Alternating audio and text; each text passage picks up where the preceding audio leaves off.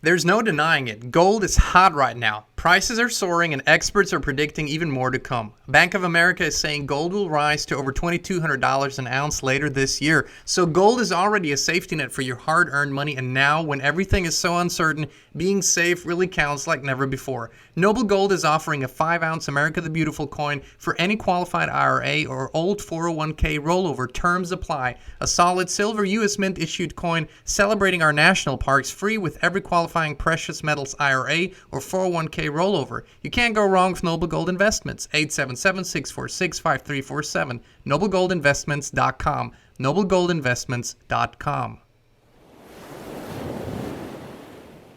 Native American antiquities has been a passion of mine, and throughout this presentation you're going to see that. And yes, a lot of the archaics paradigm is made more understandable when we go deep into the mind of Native Americans and see the world the way they saw it, as opposed to how the historians are conveying it to us. Do they have in their mythology, in their storytelling, in their traditions, a similar view in terms of the simulation and repetitious historic cycles? I believe I can answer all of that in this video. Good. Cyclical history is the backbone of all Native American tradition. To better understand the Native American mindset, we need to recognize the vast differences in the world they knew compared to the worlds of, like you and I know. We know of Europe and the Middle East. We know of Africa, Asia, and Australia. But the Americas has animals, it has plants, it has geographical features that are not found in the rest of the world. And we have to address those before we get deep into what the Native Americans believed our world to be. And I can give you some examples, like you've heard of the American bison and pumas, both the cougar and the mountain lion, armadillos, you know that, jaguars and sloths, both two-toed and the three-toed sloth. I'm naming animals for you right now that are absolutely native only to the Americas and not found anywhere else naturally in the rest of the world, and, including the llama, the American black bear, North American beaver, gray fox, raccoons and opossums are purely American. The skunk, purely an American animal. So the woodpecker, it's famous here.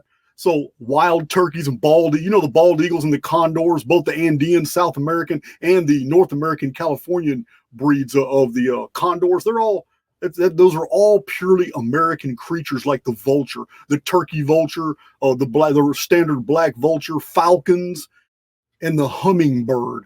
All 600 something variants of the hummingbird found only in North, Central, and South America.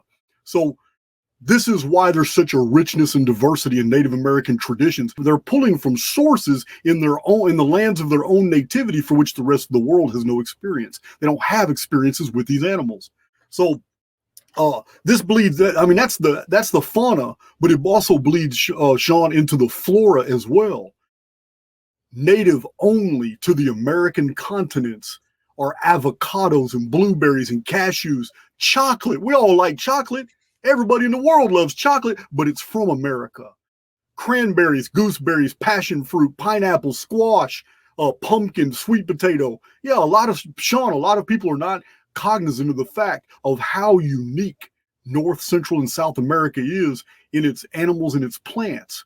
The rest of the world shares commonalities. Europe, the Middle East, Asia, Australia, and Africa. There's a lot of crossover between them that does not cross over into the Americas. We truly are on another side of the world, in a whole other world over here, separated by two vast oceans, the Atlantic and the Pacific.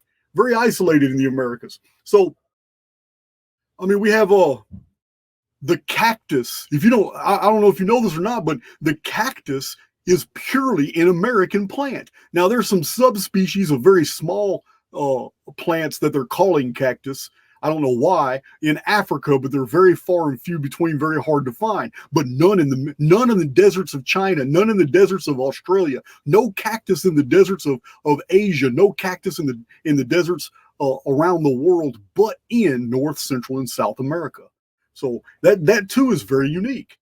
So it seems to be a totally an American plant. But as far as geographical features, the Native Americans' world has features that are unlike the rest of the world as well. Niagara Falls is very unique. The Grand Canyon, the Great Salt Lake in Utah, the lake at Salt Lake City, that is the largest saltwater lake in the Western Hemisphere. It's several times saltier than our own ocean.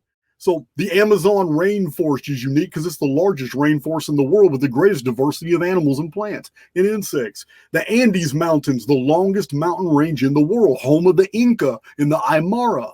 So we'll be talking about them and their prophecies as well. So the Atacama Desert in Chile, one of the driest deserts in the entire world, and yet it's full of life. And the redwood, dawnwood, the bristlecone pines. Think about it. North America has the tallest and most ancient trees anywhere in the world. So it's a very unique ecosphere that the Native American has basically been raised in. America is truly like the land of milk and honey. Everything is here. And every plant is native to America to basically heal every ailment of the body. It's the Native Americans had access to all of this, and you already know through all their smudging rituals and their sweat lodges, and we'll go into rituals too. There's about 9 or 10 of those, but they're very unique to the Americas as well, and for different reasons. But when it comes to the Native American concept of our reality, there is no better way to understand the ancient Native Americans than to understand prophecy. Because what they thought about prophecies was very different than Western world, which basically inherited their own perspectives from the Judeo-Christian and the Zoroastrian mindset and the prophecies. But in the ancient Americas, it's very different. It's more cyclical.